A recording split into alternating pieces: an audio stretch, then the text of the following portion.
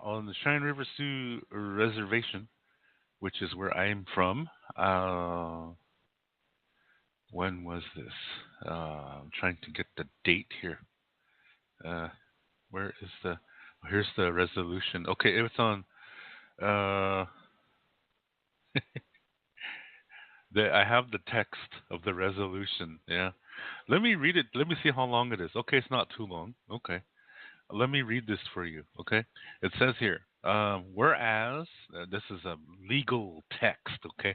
So there's going to be a bunch of whereases.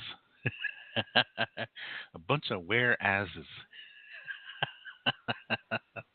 Okay.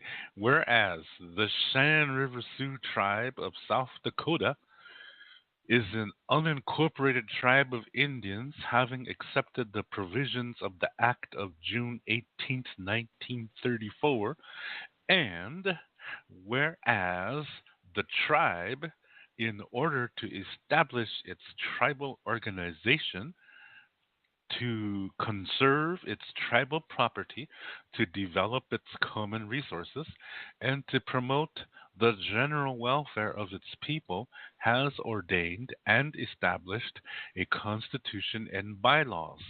And whereas Article 1 of the Fort Laramie Treaty of 1868 reserves the right of Cheyenne River Sioux tribe to identify bad men among whites or among other people subject to the authority of the United States, and whereas Article 4, Section 1K of the Cheyenne River Sioux Tribal Constitution authorizes the Cheyenne River Sioux Tribal Council to promulgate ordinances for the purpose of safeguarding the peace and safety of residents of the Cheyenne River Indian Reservation.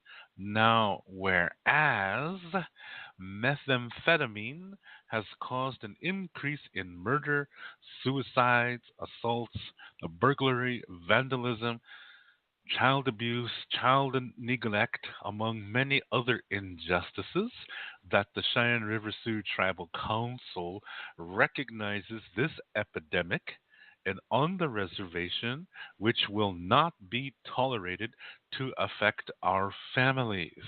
Now, therefore, be it resolved, any individuals 18 years of age or older who is convicted in tribal, state, or federal courts after the date of the enactment of this resolution for dealing, distributing, manufacturing, and or trafficking methamphetamine and or any narcotic drug, including any substance containing opium, heroin, isoniprocane, amidone, isoamidone. I don't know if I'm saying this right. Ketobemidone, lysergic acid detylamide, cocoa leaves, any opiate, or any substance, compound, or derivative of a controlled substance will be immediately excluded, disenrolled, and or banished for life from the Cheyenne River Sioux Indian reservations and all lands that the tribe owns. And be it further resolved, this resolution cannot be modified or rescinded unless two-thirds vote of the Cheyenne River Sioux Tribal Council. And be it finally resolved that nothing in this resolution diminishes, diverts, alters, or otherwise affects any inherent treaty, statutory, or other rights of the Cheyenne River Sioux tribe over the property or activities described herein. The Cheyenne River Sioux tribe expressly retains all rights and authority over the property and activities described herein, including but not limited to legislative, regulatory, jurisdictory and taxing powers. Whew. that that that was that was kind of a long read there. Some comments. Okay, we got a comment from somebody named Rimijigjus. See, I wonder if he's just making up that name. That don't even sound like a name. Probably too cowardly to say his real name. He says, "I do support your determination to extinguish drug-related problems, but can you afford to banish your own people? Addiction is an illness. Addicted people behave irrationally. A long-term negative consequence will not stop the addict. Addict disregards one's much more immediate needs. Find them, treat them, make them pay, punish them, make them suffer, but don't exclude them." I disagree with this, okay? I disagree with this because this guy obviously has never been to a reservation, okay? A reservation is there's beautiful things about it, but there's some very ugly things too. And the situation is so bad that something this drastic has to happen. Yeah, that's how bad. If it wasn't this extreme, this law would not need to be written. Okay, now I support the law myself. Okay, I do support it. And I'll tell you why in a few minutes. Another person named Joe says, "I agree this isn't the right way to battle this problem." Obviously, Joe is living in a fantasy. Okay, another lady, Dorothy Smith. "I agree. If they are guilty, there is prison." That's just like saying, let's just put the different handcuffs on them. How kind of logic is that? Okay, well, first of all, the problem is severe. Okay, it is extremely severe. There are drug dealers who live in houses that are right across the street from the schools, even in the town that I grew up in, little old Dupree, South Dakota. Not even 500 people living in this town. And right across the street from the school, there are drug dealers that are standing there waiting for children, yeah, to give free samples of this drug and get their parents or whoever, to get them into this. So it is very drastic. There are people that are committing suicide left and right. There are people who see when you use methamphetamines, sometimes in most cases, you're an addict after the first use. Okay, you just use it one time, and your life is over. You're an addict for the rest of your life. And people, when an addict needs their drug, they will do anything. They will steal from their own mother, kill their own mother to get money to get this drug. They will do anything. Yeah, they will sell themselves, and prostitution is coming now on the reservation, which I thought that would never happen. I thought we were stronger than that, but evidently, when it comes to a drug like this, it's really breaking down our society very bad. And the reservation is an enclosed area, so this makes it very, very, very, very difficult. Now, here's the other thing. Mexican drug dealers. Now, I'm going to say Mexican because about 100% of these drug dealers are Mexican. They're coming out of Denver, Colorado, and they see the reservations as a place where they can make the drug because you can go out into the country, find an old abandoned house, and you can make the drugs there, and nobody will know because you're out in the middle of nowhere. The police hardly ever go out in that direction, and so there's a lot of places where they can make the methamphetamine, and the unemployment rate is like 90%. And so they have their sellers right there. They can start making money right on the reservation before taking it to Denver and Rapid City and places like that. Okay? So it is a large part of this started with the Mexican drug dealers coming from the big cities like Los Angeles and Denver and Salt Lake City and Albuquerque, and they're doing the same thing on the Navajo uh, reservation too, Navajo Nation. Yeah, it's all reservations have this problem, and see, a lot of young Native people really idolize the inner city gang culture. They cut their hair really short like these Mexican gangs. They even try to speak Spanish. Yeah, they try to speak Spanish. They don't even want to learn their own language. They want to be Mexican, and then they list Mexican gang members. I should say. I don't want to say Mexican because there's good Mexicans too. Okay, so I'm not saying all Mexicans are this way. Let me make that clarification that I'm not talking about all Mexicans. I'm not Donald Trump here. I'm talking about the inner city Mexican gang culture that a lot of Native Americans really idolize that. And it all started with a movie called Mi Vida Loca. It's from East LA, and it was a movie about the what the kind of what the gives you an insight of the gang culture, and that it's almost like there's nothing else to do.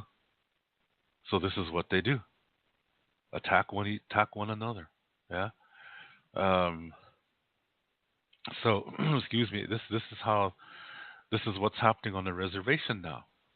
Yeah. Now people are at each other's throats. People are killing each other. Um, and children are suffering. Children are victims. Children are also becoming addicts of this drug.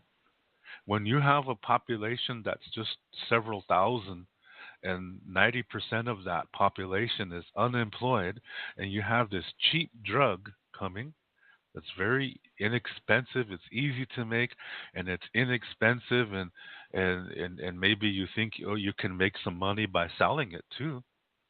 It's very tempting because there's nothing else for them to do. So they go for this. Now, what creates that? Well, let's look at their parents. With their parents, now we're talking about people who are my age, okay? People who are my age. You look at my generation. All when I was in high school, you know, geez, half of the class was Native American. But when we get to junior high school, this is grades seventh and eight. In our school, it was seven and eight. In some other schools, it's seven through nine. But in our school, it's seven and eight. When it comes to around seventh grade, eighth grade, you're talking about 12 to 14-year-old kids, maybe even 15-year-old. At that stage, they're starting to not go to school. Why? Well, now let's look at their parents. That would be my parents' generation. Okay? What starts there is alcoholism. Actually, it goes back further than that. You heard me talking about the boarding school and Christianization of the reservation and things like that, and all this sets up a foundation for a lot of problems. The next problem is the tribal council.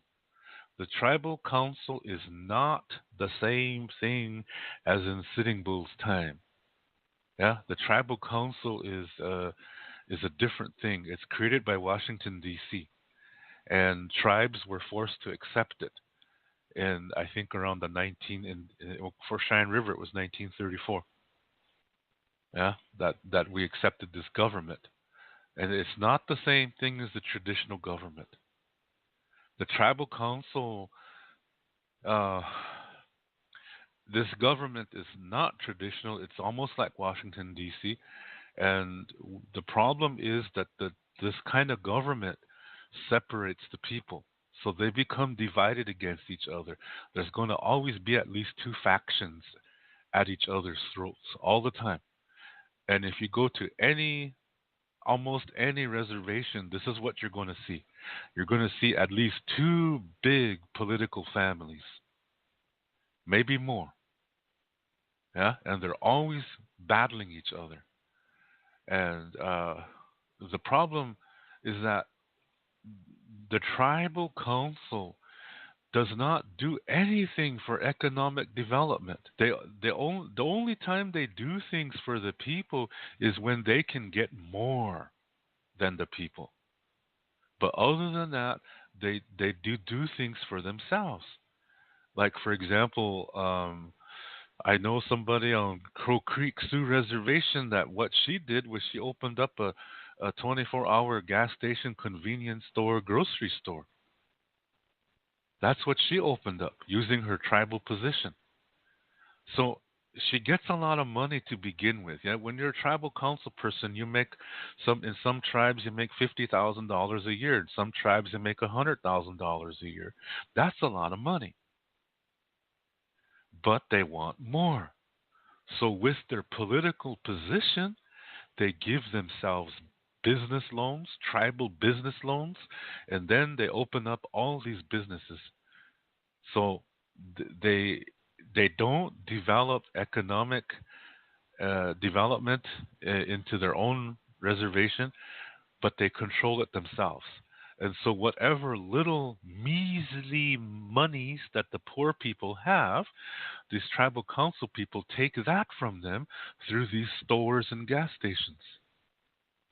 That's greediness. That's greed. So the tribal council is kind of at fault here because they're not creating anything for the people. They only create things for themselves, for the betterment of their own families and relatives and friends.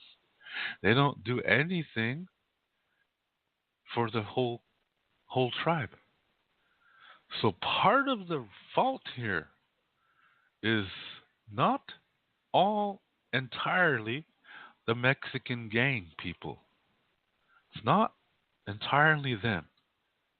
Okay? The other part is the tribal council itself. They're also because of the tribal council's inactivity, this is what creates the environment that makes it very appealing to these Mexican gang people.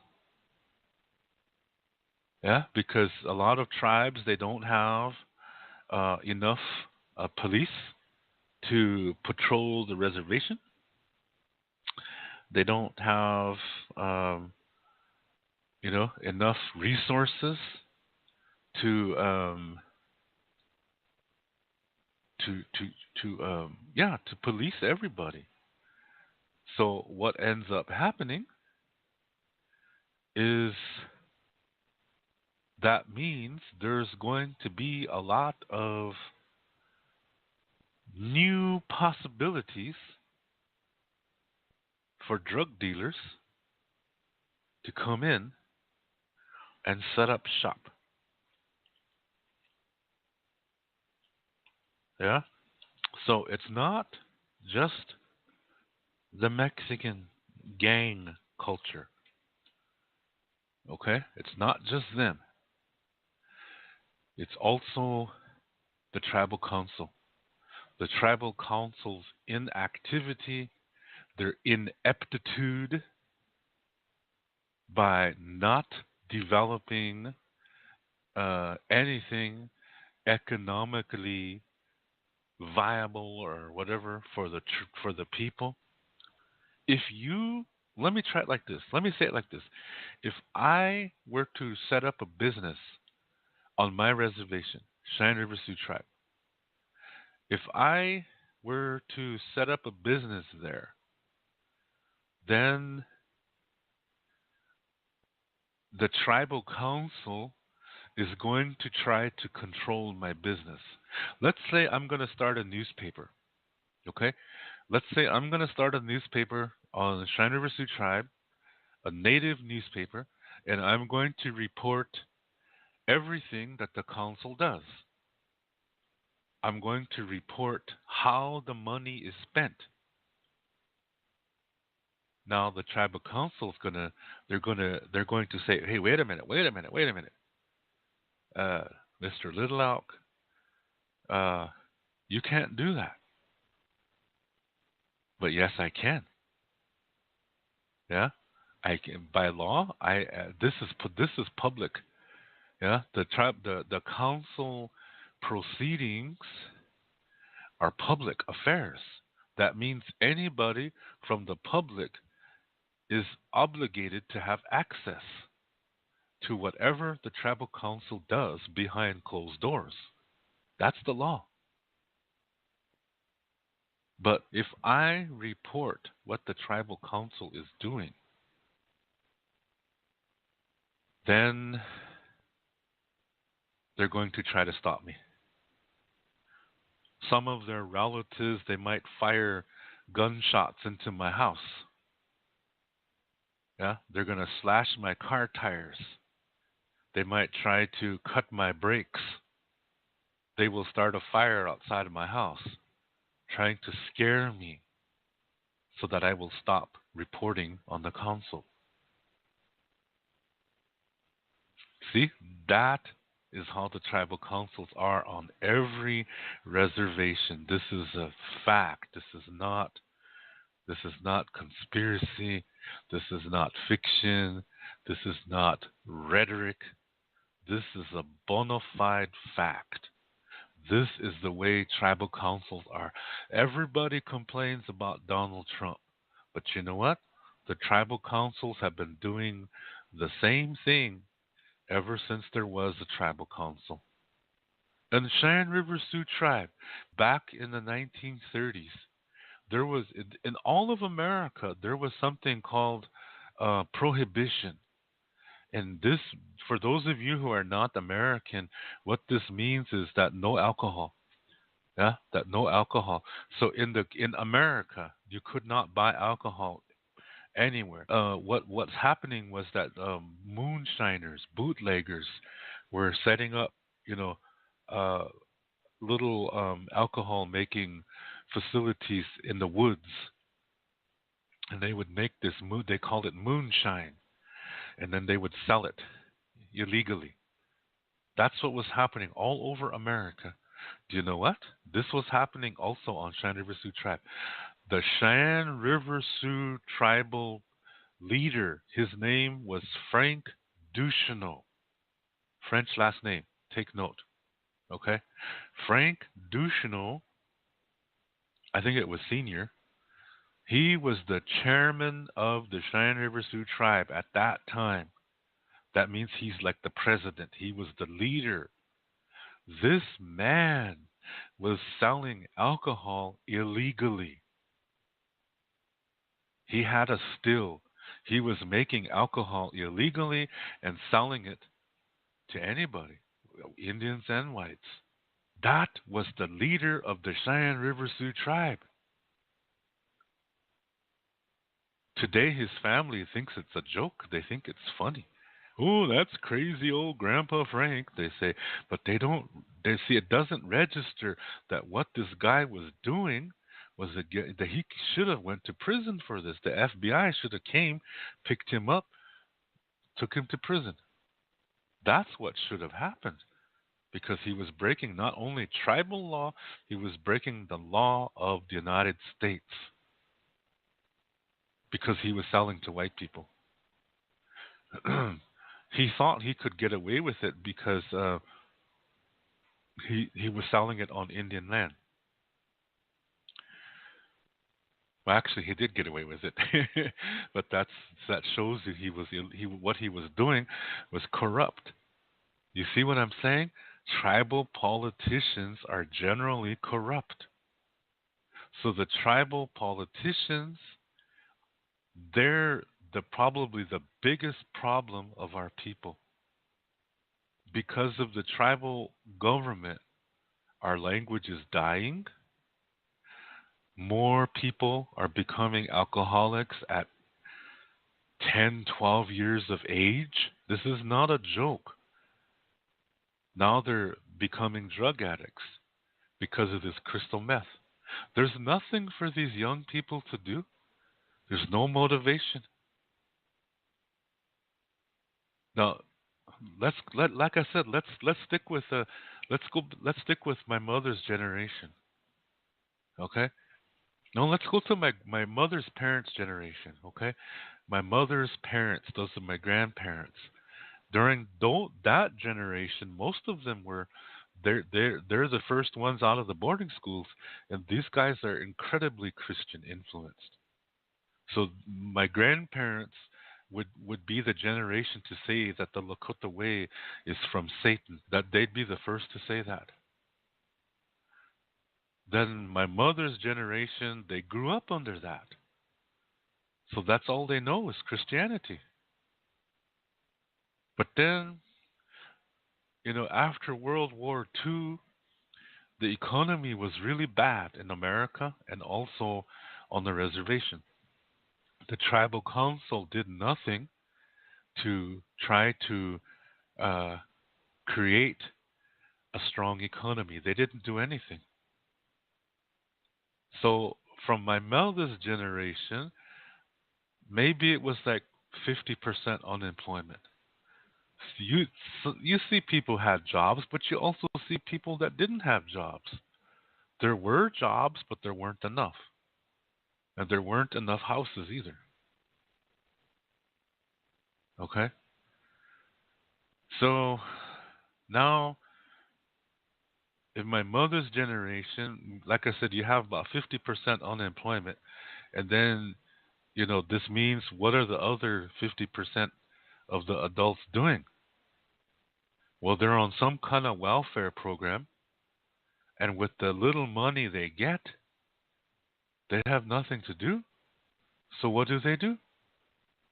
Remember, these are boarding school people too. So they're having problem dealing with the abuse they had in boarding school. So you have all kinds of problems all adding up here. So this generation turns to alcohol to try to forget everything. Yeah, they turn to alcohol. Then when they have children, see the children from those families, they don't have emotional support from their families. So they're not developing emotionally. This is my generation now, okay?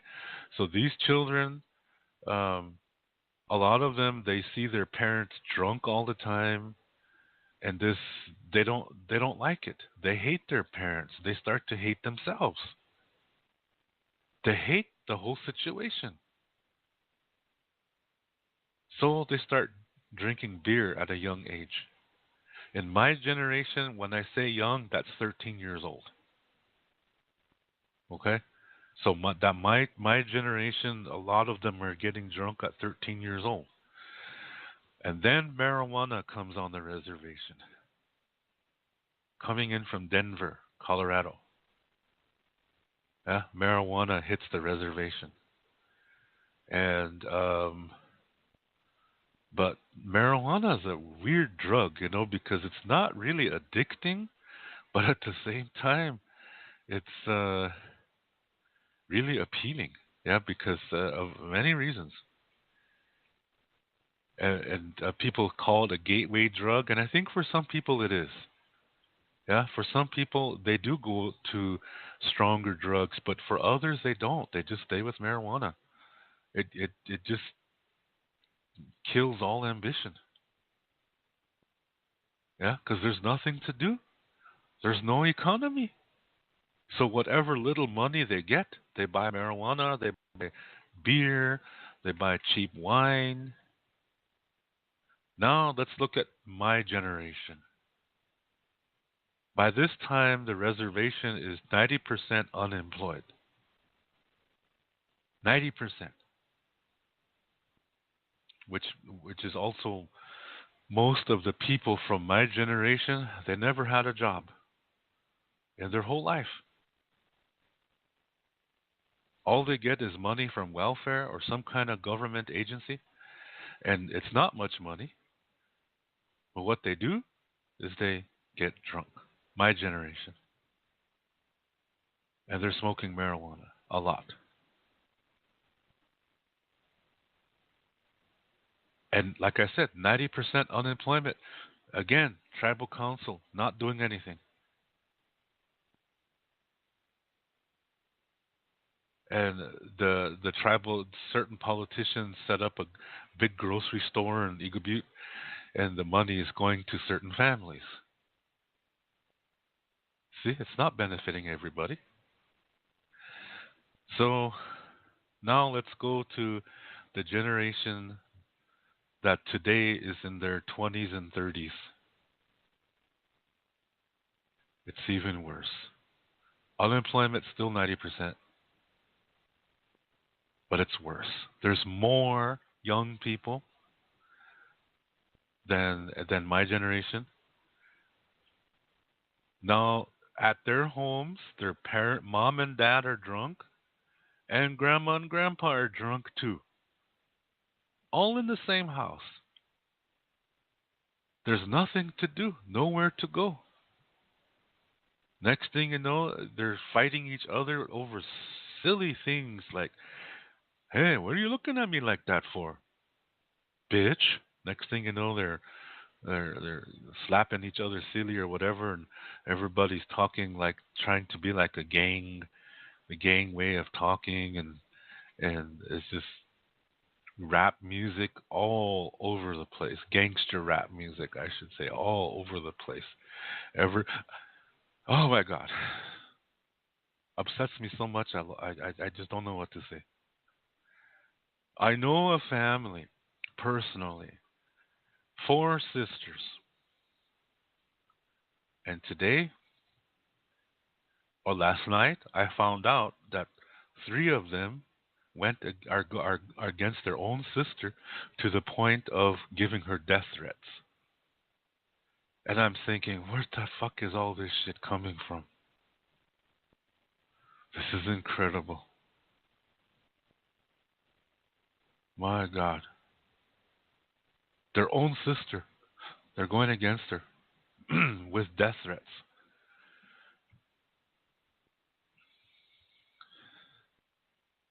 This sister and one of the other sisters, both of them were my students at one time. Real nice girls in high school. They were like sisters in high school. You know, the way sisters are, taking care of each other, loving one another. That's the way they were when they were in school, but here they are. They're about 28 and 30 years old, and they're threatening to kill each other. Man, man alive. There's no Teoshpaye anymore. Yeah, it's incredible. It's going down fast. Our culture. We're becoming like everybody else now. I mean, you know, and we're losing our identity very fast.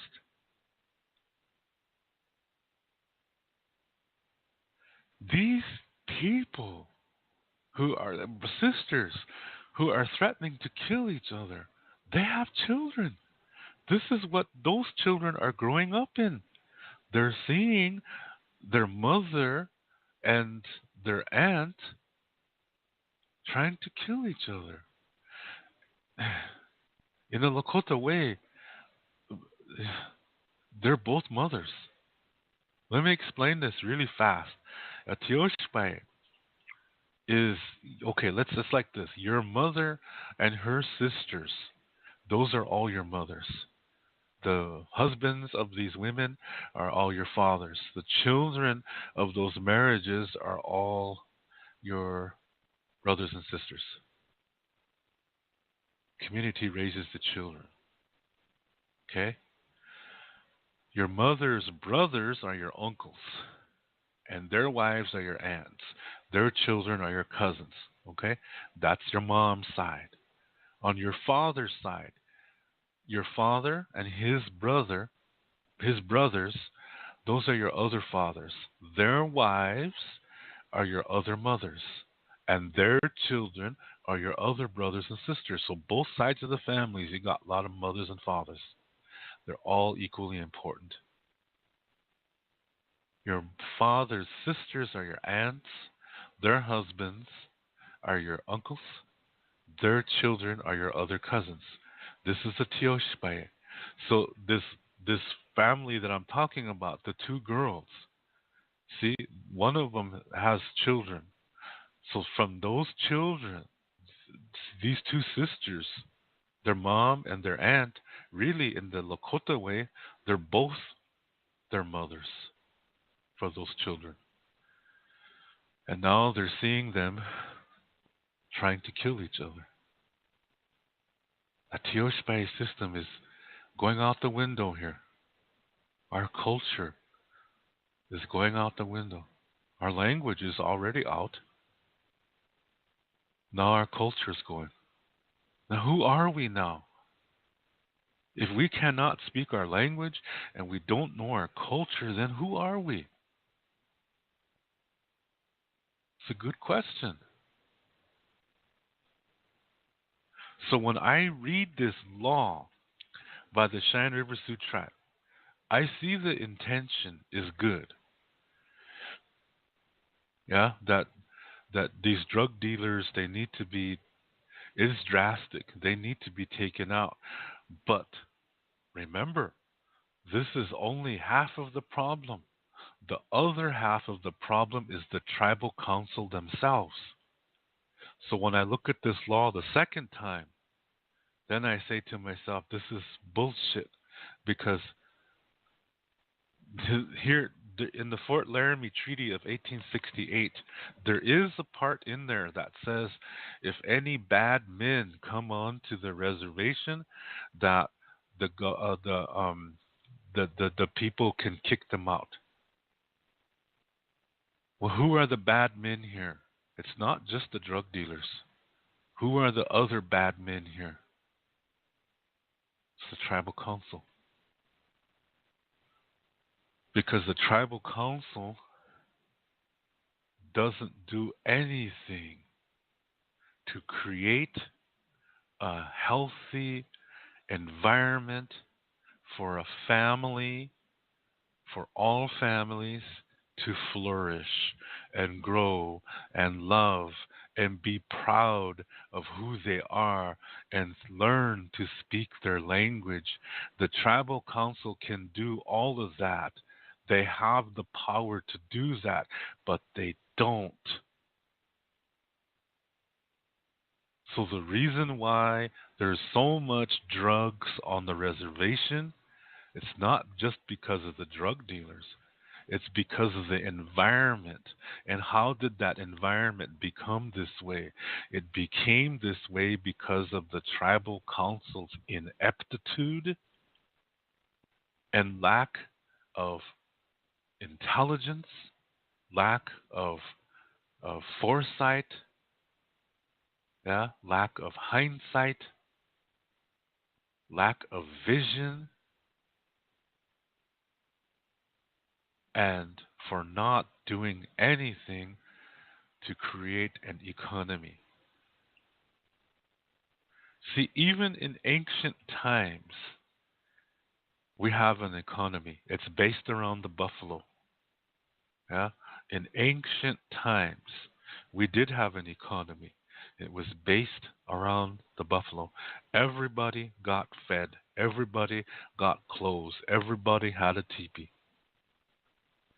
We get this all from the buffalo. We had tools. Nobody was considered rich or poor. You got what you needed and you helped others. Yeah? That's an economy. But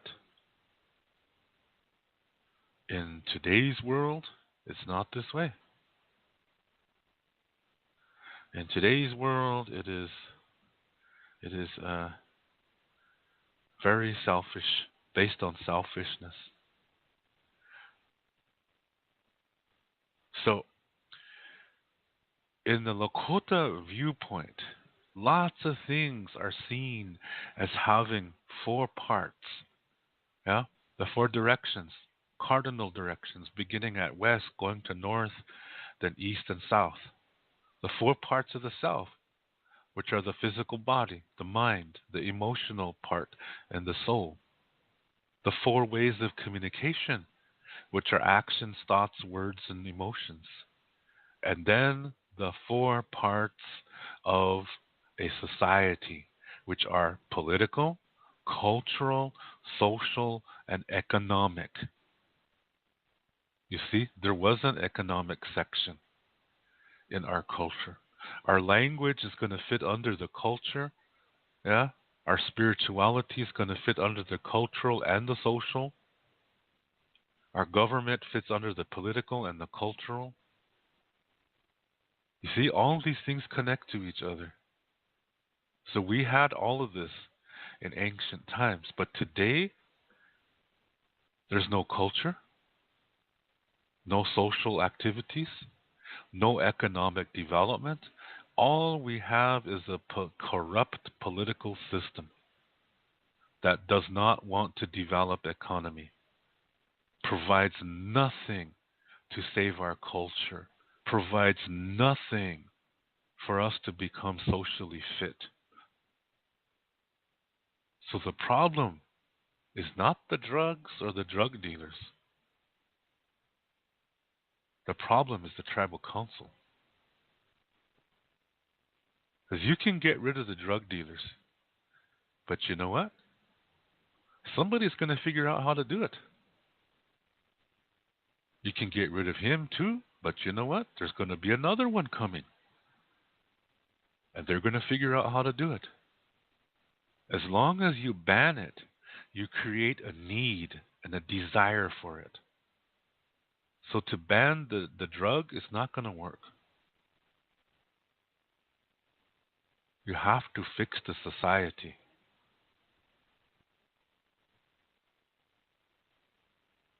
And that's what the tribal council is not doing. They only do things for themselves. The only time they do things for the people is when they can get more. Now I want to share with you a story here. My last year of teaching at the high school on Cheyenne River Sioux Reservation was in the Dupree High School. Was the academic year 2003, 2004. That was the last year I taught there. There was a young girl that was in this school. She came from a very poor family, a native girl, Lakota girl. Very beautiful girl. Yeah, very beautiful girl. And I was really surprised by her. This girl was popular in the school. She had white friends, and her family is mostly alcoholic. Her mother's a drunk, her father's a drunk, her grandmother's a drunk, and her grandfather is a drunk. They all live in the same house. Excuse me. And her uncles live in this house too, and they're all drunks too. They're all alcoholics. And here's this one little girl. And she was little. She's short. Petite. Petite. Yeah? But she's so sweet. This girl did not drink alcohol. She did not use drugs. She didn't smoke cigarettes. She didn't have tattoos because a lot of young people seem to be doing tattoos a lot. She didn't have that. Her goal was to go to university. And I thought, wow, she can make it if she wants to. If she really wants to, she can make it. But did anybody teach her how to handle difficulty? This is my main concern. Because remember, at home, mom and dad are alcoholics, grandma and grandpa are alcoholics, aunties and uncles that live in this house are all alcoholics too. And a lot of her cousins that are also living in this house, they're alcoholics too. She was the only one who did not do that. But did she have what it takes? Because when you go out into the real world, you have to know how to deal with difficulty. And that's going to include failure. There will be times when failure will happen, but it's not the end of the world. Yeah, it just means just pick yourself up and rethink your plan and do something different. But most native children, they're never taught how to deal with difficulty because their parents, they don't know how either. And their grandparents, they don't know how either. When they run into difficulty, what do? They turn to the bottle. Stay on the reservation. It's a safe zone. You have all these welfare programs to help you eat and pay your bills and so forth.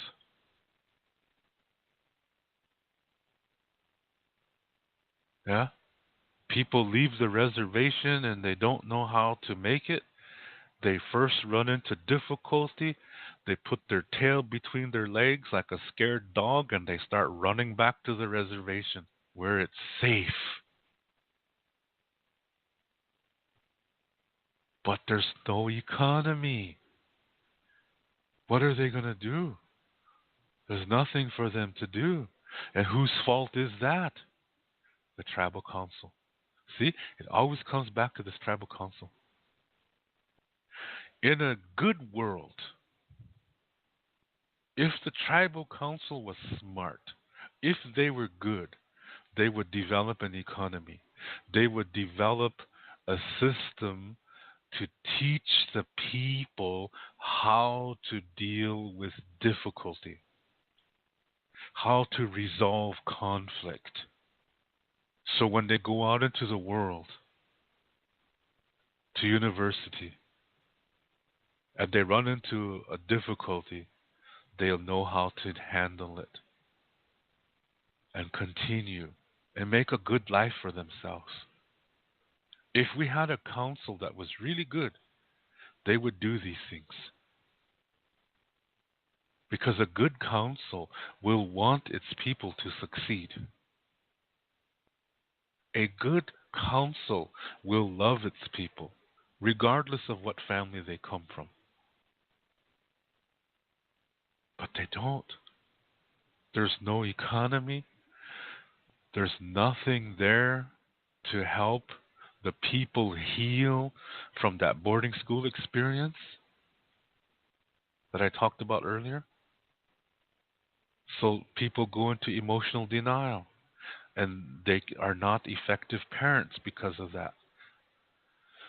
After 4 or 5 generations of that, you have people who don't even know how to be parents. And as soon as they face difficulty, they go back to the reservation. And they say, oh, they're all racist, they say. Maybe they're not even racist, but just because a white person got mad at them, they think he's a racist automatically. And that might not even be the reason why.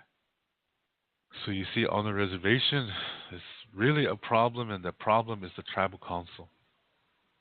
They don't create anything so that our members become emotionally healthy, physically healthy, spiritually healthy, and mentally healthy. The council does nothing to to to to promote that, to see that that's done. So as a result, our people give up at the first sign of difficulty, at the first sign of conflict. Our people give up and blame the world. Fucking white people, they say. Then they start getting drunk, going to their drug, whatever, taking their frustration out against each other. And the council has the nerve to come out with this law. On the first reading, it sounds good. But when you think about it, you think, well, how did it get this way? How is it that this methamphetamines is so popular? How is it that it's so strong among the people? How come? Why is it this way? And when you really examine it, you see that the problem is the tribal council. Then you look at this law a second time, and when it says that this all bad men, that means people who sell alcohol and drugs within the reservation, can be banned from the reservation. Well, bad men can also include people who do nothing to provide a healthy foundation for the people to live on. And that is the tribal council. The bad men are not just the drug dealers, they're also the tribal council. It all comes down to money. Sometimes they start things. Sometimes they start programs that are really nice. And then the tribal council says, oh, we're not going to fund that anymore. So then the program dies. See, that's the selfishness of the tribal council. So let's get back to this story here. This girl that I know. When I was teaching, she was about 16. No, she was a senior in high school. That's right. She was going to graduate that year in 2004. No, is that right? No, it was just that she was younger. I think she was a junior in high school. So that would put her at, yeah, 17 years old. Yeah, she is junior in high school, the 11th grade. Okay. So this girl was popular in school among the whites and the Indians. She had friends on both sides. She reminded me of me because that's how I was. I had friends on both sides. I also had enemies on both sides. And that's how she was too. So I thought, oh, this girl, oh, I really hope she can make it, but I feel she's not going to. Because look at the family she comes from. Me, I had a mother who did not drink. My mother did not smoke, and my mother did not use drugs. And my mother was a teacher. She had a job.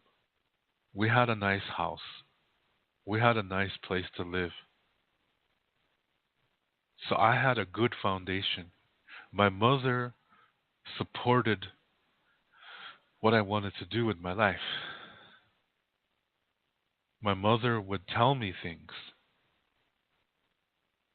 My mother talked to me sometimes. But this girl, her mom and dad drink.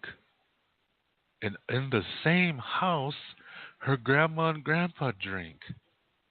In the same house, her aunties and her uncles and her cousins get drunk and use drugs. She's the only one who didn't. So I thought, oh my, I don't know if she's going to make it, but I really hope she does. I really, really hope she does. That's what I was saying in 2004 when I was leaving my job. I was saying, I really hope this girl makes it, but oh my God, I don't think she's going to. Look at her background. She has no family support. But I know miracles happen. I know people who've come from situations like that and made a good life.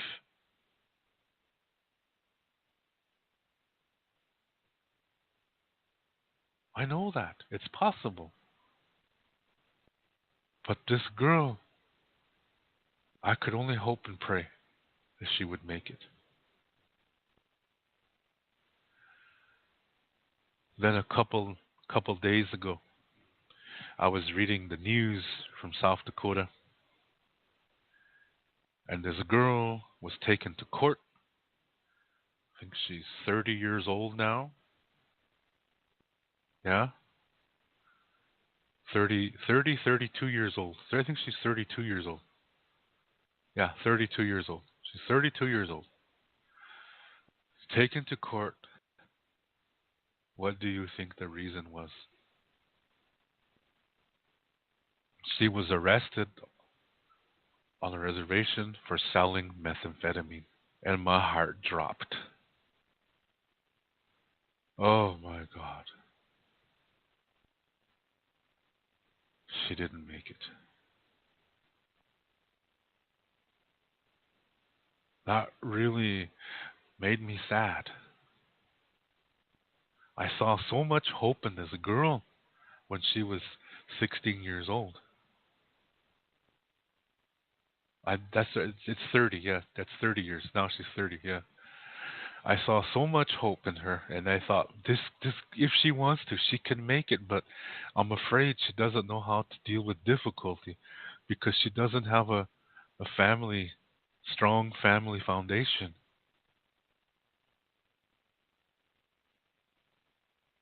And so I was thinking, oh man, I really, really hope she does.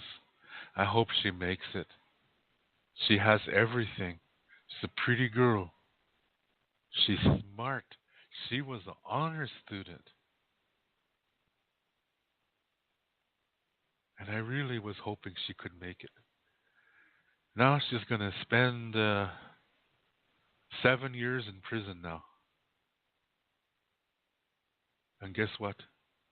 She's banned from the reservation. She's no longer a member of the Cheyenne River Sioux tribe. It made me sad. Then I looked at this document again. Then I got pissed off. I got pissed off. I was angry at the tribal council. And I want to say to the tribal council, how can you do this when you are the ones who are creating the environment for these drug dealers to come here, to come to the reservation? The tribal council, you tribal council people, are the ones who are at fault. It's not the drug dealers, not entirely. It's you, tribal council people. You are the ones who are at fault. I'm saying this because there are about 3 tribal council people that listen to this show that I know of. So I'm addressing them personally. You, Cheyenne River Sioux tribal council members, are the ones who are at fault. How dare you ban these tribal members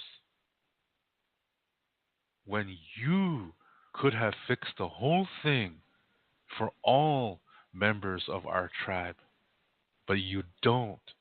You only care for yourselves and your families. And you judge everybody else. And you make this law when you're the ones who made it possible for these drug dealers to come in. The Cheyenne River Sioux Tribal Council opened the door for the drug dealers to come here, to come to the Cheyenne River Sioux tribe and make the drug and get local people to sell it. That's the fault of the Cheyenne River Sioux tribal government. You see what I mean? The tribal council does nothing for the people. And now they're kicking out members?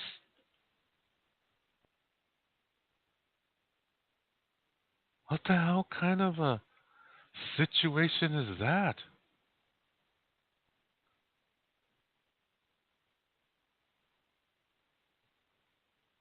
See, just imagine this. Imagine this, okay? A room in your house. One room in your house. And let's say that's the reservation. Okay? Now put your family in there. Then you close the door. And then you say, not giving you anything to eat, not buying you any more new clothes,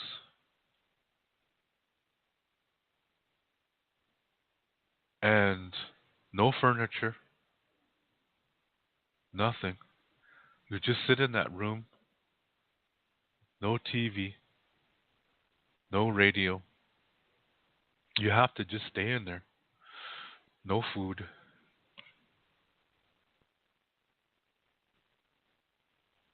Okay? But now let's say somebody comes to the window. Somebody from out there. Somebody comes to the window and looks in and then sees your family and they're starving. Now this person says, "Hey, I can get you guys some food." And you're hungry. So you want the food. So that not you, your family is hungry.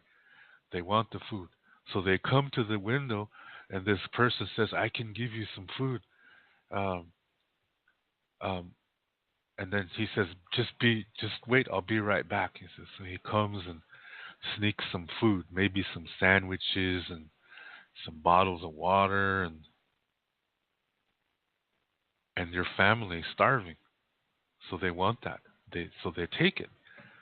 Now here comes the head of the house. He hears something going on in the room, so he comes in. So everybody has to hide the food. Yeah, they have to hide the food in the water and try to make it look like nothing happened. Would you do that to your own family?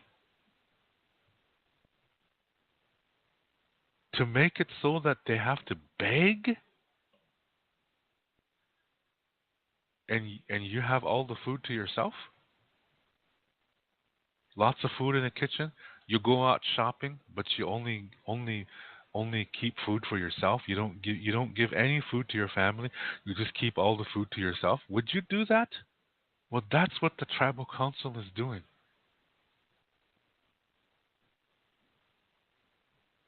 So the problem is not entirely the drug dealers. The problem is the council. The main problem is the council, the tribal council. The secondary problem is the drug dealers. That's the secondary problem. It's not the main problem because the tribal council has the power to create a healthy society, but they do not do it. Instead, our language is dead. Our culture is dying, and we're starving, and we're becoming more alcoholics, more drug addicts. Our suicide rate is skyrocketing. And the tribal council says, "Ooh, let's have a meeting about this in Rapid City."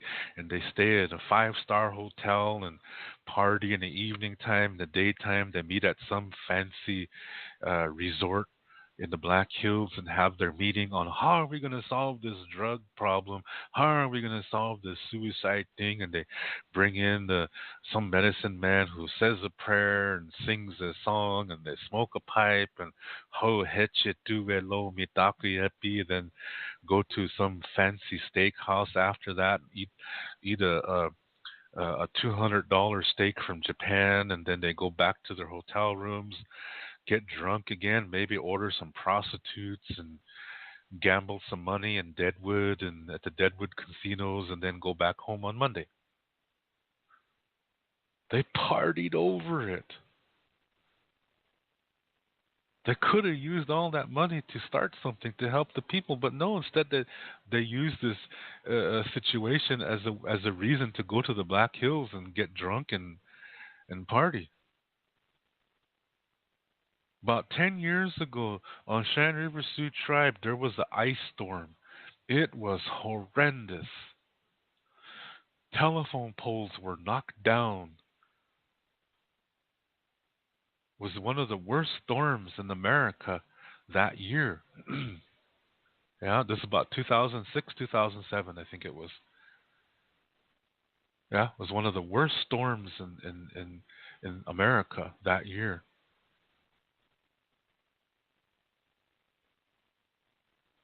People ran out of propane. They were freezing inside their own homes. And guess where the Cheyenne River Sioux Tribal Council was? They knew the storm was coming, yeah, through weather reports. The Cheyenne River Sioux Tribal Council knew that the storm was coming, so they closed the office and they got in their tribal vehicles and drove to Rapid City and stayed in five-star hotels. Meanwhile, their people were suffering on the reservation. The tribal council saved itself. Set to hell with the people. That is the tribal council. This is what you heard me say time after time on this show that I have no faith in the tribal councils.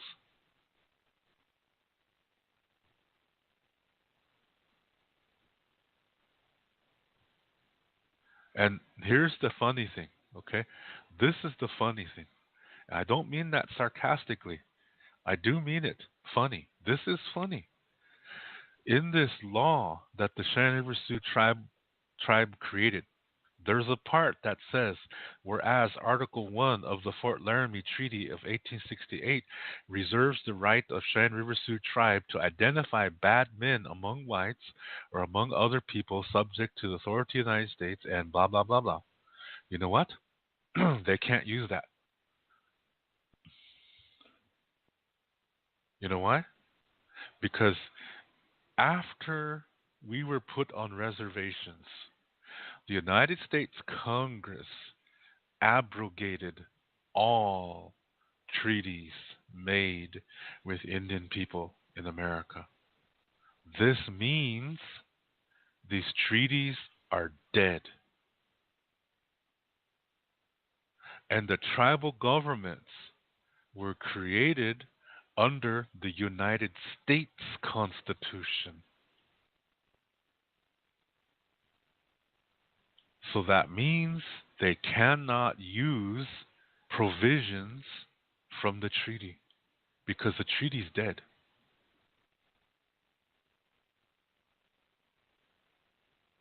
That's the funny thing.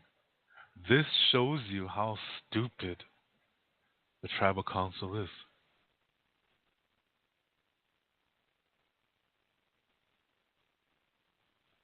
You see what I'm saying? The council is the one who created the problems. I mean, the council is the entity that created this environment that makes it possible for drug dealers to flourish on the reservation. And then they're saying, if we arrest you, we ban you for life. That's like a mousetrap. That's like putting cheese in a mousetrap and saying to the mouse, okay, here, we're giving you some free cheese. So the mouse goes over there, oh, free cheese, and goes over there and click, his head is crushed in the mousetrap.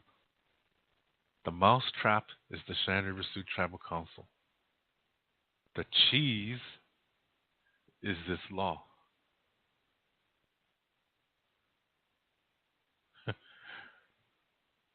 It's the drug, too. So I'm going to say it one last time. Because the Cheyenne River Sioux tribal government refuses to create a healthy society for its people, this makes it possible for drug dealers to come in. In other words, because what Cheyenne River Sioux tribal government is doing is opening the door to the reservation and saying, come on, drug dealers, come on in. That's what the Cheyenne River Sioux tribal government is doing. And now they're making this law saying, okay, we catch you, you can come in, make your drug, but if we catch you, we ban you for life. What the hell kind of logic is that? That's Iktomi logic. That means it doesn't make sense.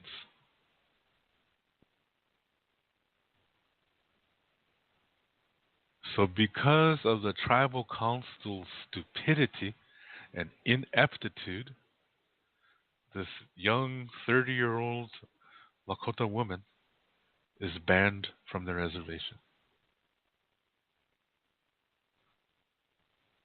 Now, I know this girl, and I don't think she deserves to be banned.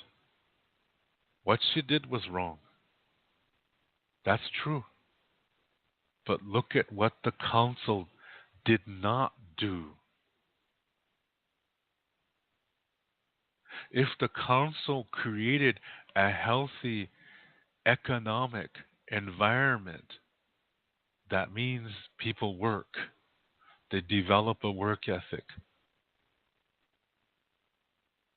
They develop a self esteem, which leads to emotional development.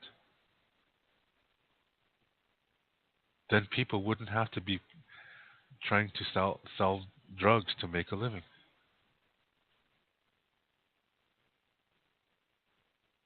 So the fault here is not entirely the drug dealer. The main fault is the Cheyenne River Sioux tribal government. So when I first read this, I supported it. Yeah, I was like, yeah, that's what needs to happen. They got to get them Mexican gangs off the reservation. That's true. They have to get them out of there. That's what I was thinking. Then I thought, wait a minute, Dave. Go back a little bit. Take a little steps backwards and ask yourself, well, how did it get this way?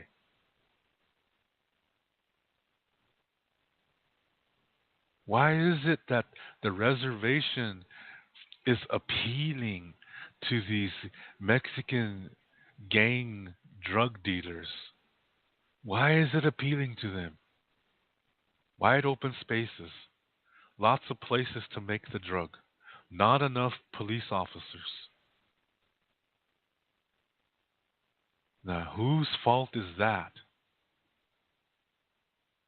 The tribal council.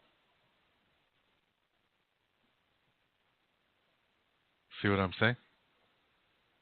The problem is the council. So I looked at this law a second time, and I thought, this is bullshit. You can't use the Fort Laramie Treaty in the reservation law because the reservations were created under the reservation government was created under the United States Constitution. And therefore, you cannot use the Fort Laramie Treaty as a basis for a law for the reservation. So this is not the solution. The solution, the tribal council has to start becoming good. Right now, I don't see that happening. Yeah. What I always said, and I will always stand by what I said, unless I'm proven wrong. Sometimes I am. But I know this one thing for sure is that if you did not pay the tribal council members, the real, true leaders will come to the front. Because the real, true leaders love their people and they will do things for their people without pay. But that's not going to happen. Because to do that requires the tribal council to change the law. And the tribal council does not want to lose that power because they make a lot of money. For them, it's about money. It's not about the people. It's about money. So now I look at this law and I think, I don't think that's going to do anything. Yeah, I don't think it's going to do anything because when you get rid of one dealer, another one's going to pop up. Yeah, they're always going to find a way. Taking it away is not going to cure the problem. They'll find a way because that's how duality works.